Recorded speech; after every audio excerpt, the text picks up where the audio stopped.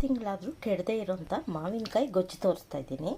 ಇದಕ್ಕೆ ಎರಡು ಮಾವಿನಕಾಯಿ ನಾನು ಸಿಪ್ಪೆ ತೆಗೆದು ಸಣ್ಣಗೆ ಹಚ್ಚಿಟ್ಕೊಂಡಿದ್ದೀನಿ.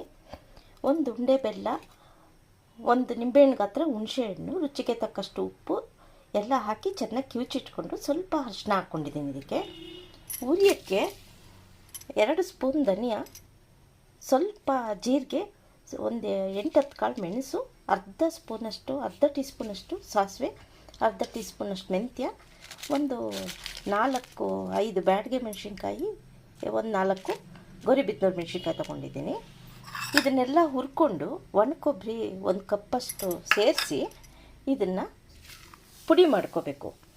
ಇದನ್ನೆಲ್ಲ ಒಟ್ಟಿಗೆ ಹಾಕ್ಕೊಂಡು ಸ್ವಲ್ಪ ಎಣ್ಣೆ ಹಾಕ್ಕೊಂಡು ಹುರ್ಕೋಬೋದು. ಇದು ಹುರಿದು ಪುಡಿ ಮಾಡ್ಕೊತೀನಿ. ಈಗ ಒಂದು ಬಟ್ಲಿಗೆ ಒಂದು 4 ಸ್ಪೂನ್ ಎಣ್ಣೆ ಹಾಕ್ಕೋಬೇಕು. ಇದಕ್ಕೆ ಸ್ವಲ್ಪ ಎಣ್ಣೆ ಜಾಸ್ತಿ ಹಾಕ್ಕೋಬೇಕು. ಸಾಸಿವೆ, ಇಂಗು, ಸ್ವಲ್ಪ ಕರಿಬೇವು,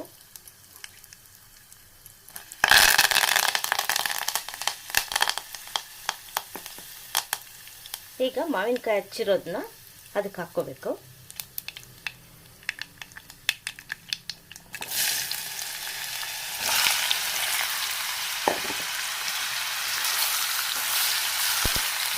ಇದೇನು 5 ನಿಮಿಷದಲ್ಲಿ ಬೆಂದೋಗುತ್ತೆ ಮಾವಿನಕಾಯಿ.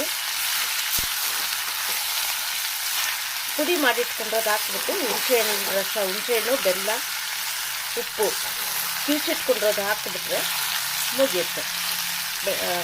ಮಾವಿನಕಾಯಿ ಗೊಜ್ಜು ರೆಡಿ. ನೋಡಿ 5 ನಿಮಿಷ ಬೆಂದಿದೆ.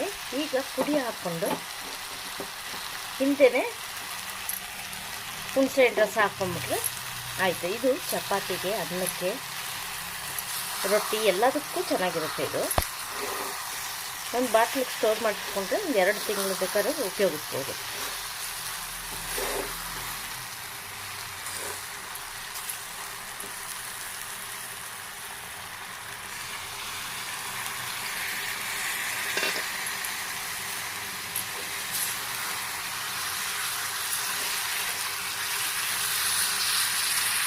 ನೋಡಿ ಮಾವಿನಕಾಯಿ ಗೊಜ್ಜು ರೆಡಿ.